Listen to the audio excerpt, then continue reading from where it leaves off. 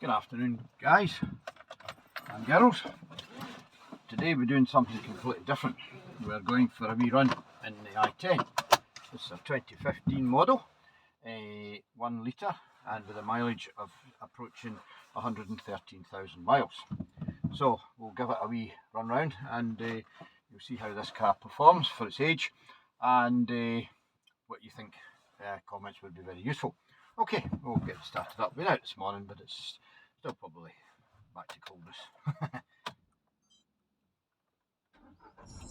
There we go. Okay, 112,855 altogether. And we've got just slightly over half a tank of petrol, but we'll make this about 10 minutes. Remember, this is the 1 litre 3-cylinder engine, and hopefully the video will work. The phone is just hooked onto the seat, between the headrest and the seat on the passenger side, so you won't get a full view of the rev counter, but we'll usually change up around about 3,500 RPM.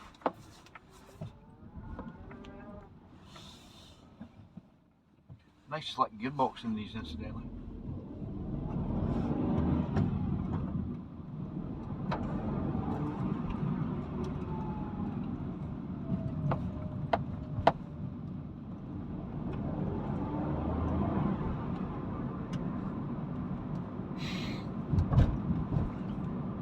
That road noise off it. Tyres are a bit FA fronts are Sumitomos, relatively new. Only done maybe about 700-800 miles. The back two are different. Some other kind of Chinese tyres, a bit noisy to be fair. Different load ratings and different speed ratings on each side. So these will be replaced. One side has got 4mm, the other side has got 5. So these will get replaced in a short period of time to something that's a bit better. I like Avons, they're relatively quiet, softer profile and feel quite nice on the road. So these are the ones that I'll probably replace it with, Avons I would assume.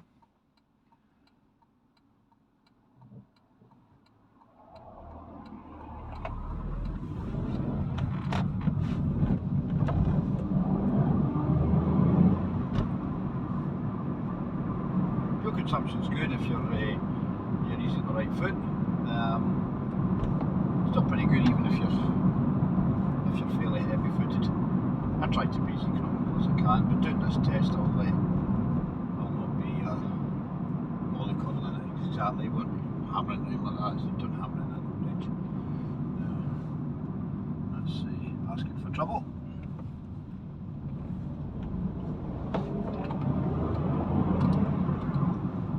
Nice handlers, they handle well. The previous car I had was a Citroen C3 Picasso, which Citroen, nice comfy cars, but they're, to my mind, they're a bit soft, which, well, isn't so good. Don't like it when they're too soft. If they're too soft, their handle don't handle as well, and I found it wasn't brilliant in the, if the roads were just slightly damp. Back end could be a bit free and easy at times. So tyres on it were Chinese admittedly, and I had to replace those with the better ones. I put the Avons on the back, the front had Nexons and they were fine, but Chinese ones weren't so great. About here, goodness knows what.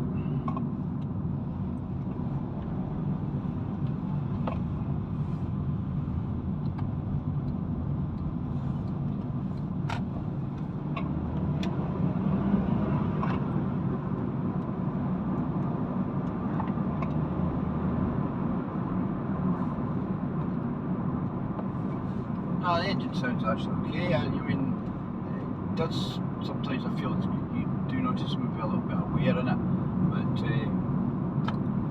but that's to be expected. Very clean. I've had the sump off, checked it out.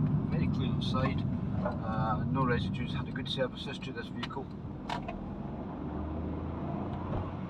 The oil change is done on a regular basis. So It's actually quite reasonable.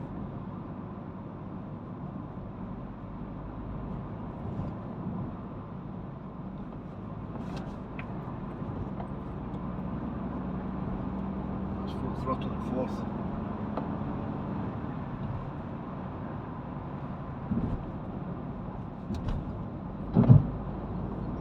Throttle and fifth, and we're doing 2,500 RPM.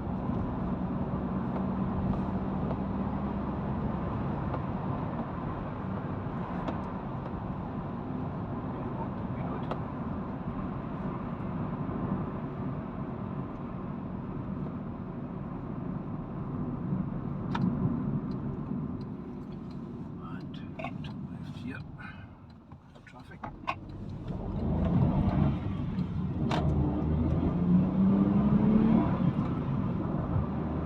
Change up 4,500 RPM there.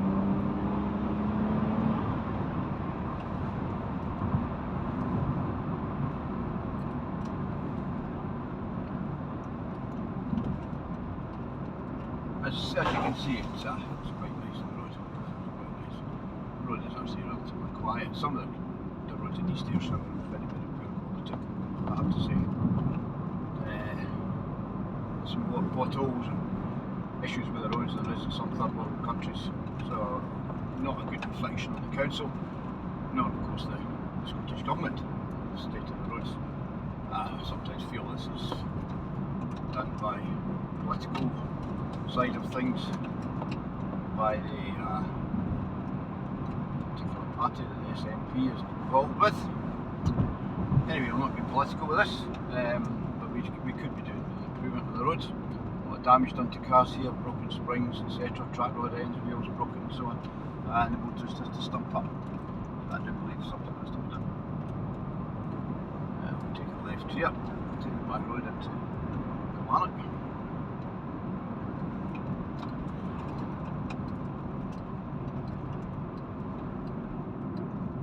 Lovely gear change. No whines from the box is very good indeed.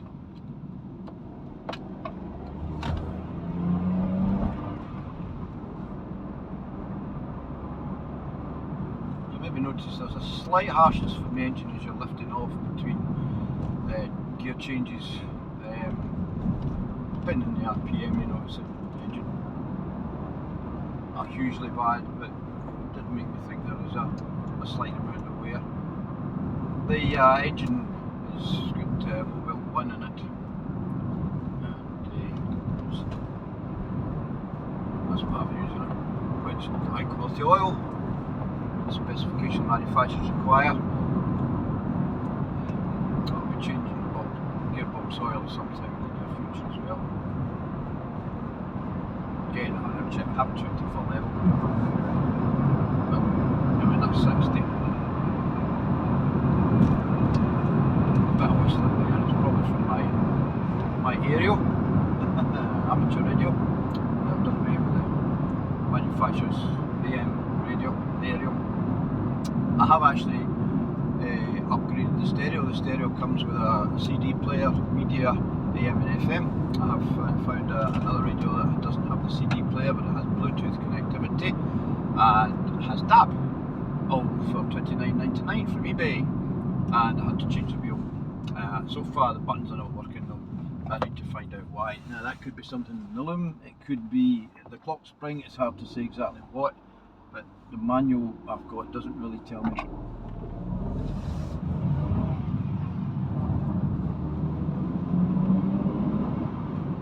Yeah, to say, it builds very well for a 1 litre engine. You know, I've had a few 1 litre engines in the past. So the Skoda man for a long time. But this thing's 66 brake horsepower from 998cc. First Skoda I had was 1000 MB, which was 988cc and about 39 brake horsepower net from the power unit. And like I said, 1200 Beetle I had was 36, my Mini I think was 34, it was an 848cc unit, so quite an efficient little engine. It takes a while to warm up, it's an all alloy unit, it's quite a slow heating unit, and it's also cooled down very fast as well, which tends to make me think that the reason for that is down to the fact that it's probably quite a thin alloy engine, not a particularly robust alloy, but well, robust, that's not the right word, but thickness. Now that could be completely wrong in what I'm saying here, but that could be the reason why it cools down quick and dissipates the heat fast, which tends to make these engines a bit noisier. A big heavy cast iron engine, of course, as we know, can be quite quiet, but these are made for efficiency and lightness. Nothing wrong with that. It's a very stiff engine. It has a ladder assembly underneath basically above the sump and in the block, so it's stiff. So that it's stiffened up in other ways than we used to be used to, which is perfectly fine. Nothing wrong with that. I don't have an issue. So just it's basically just the way they do things these days. But it does improve efficiency, I have to say, doing things like that. And as I say, I do not have an issue with that at all in any way. But overall, I like this car.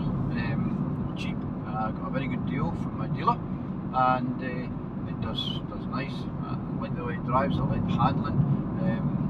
I like the Citroen comfort, admittedly, but it's probably in some ways safer than the Citroen. The Citroen was, I felt, a bit sloppy, and it had only done half the mileage of this. Well, very much a Fiat. Leica these days. I had a Panda Cross beforehand, but I had problems with that, and required a lot of money to put it right. The ECU had failed as along with the catalyser, and it wasn't a hugely old car. It was only 3 years old, or well, 4 years old, I think, when it went wrong. And I didn't have the funds at the time to put it right, so I landed up with the Citroen, which did me for a year and a half. So that was fine. But I think we'll hold on to this. It's in remarkable condition underneath.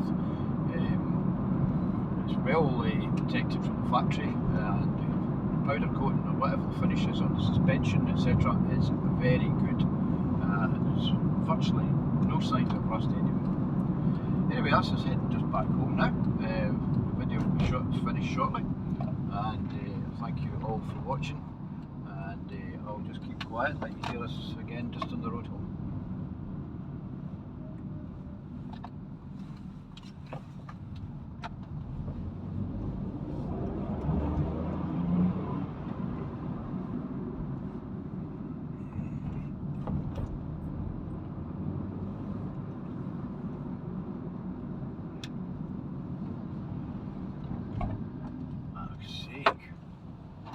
Goodness sake, people, sorry about that, that was ridiculous.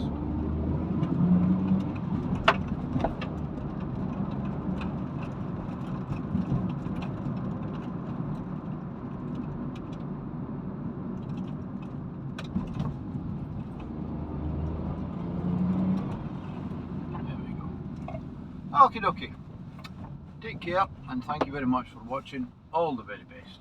Bye for now. Shut the phone down. Get out of that.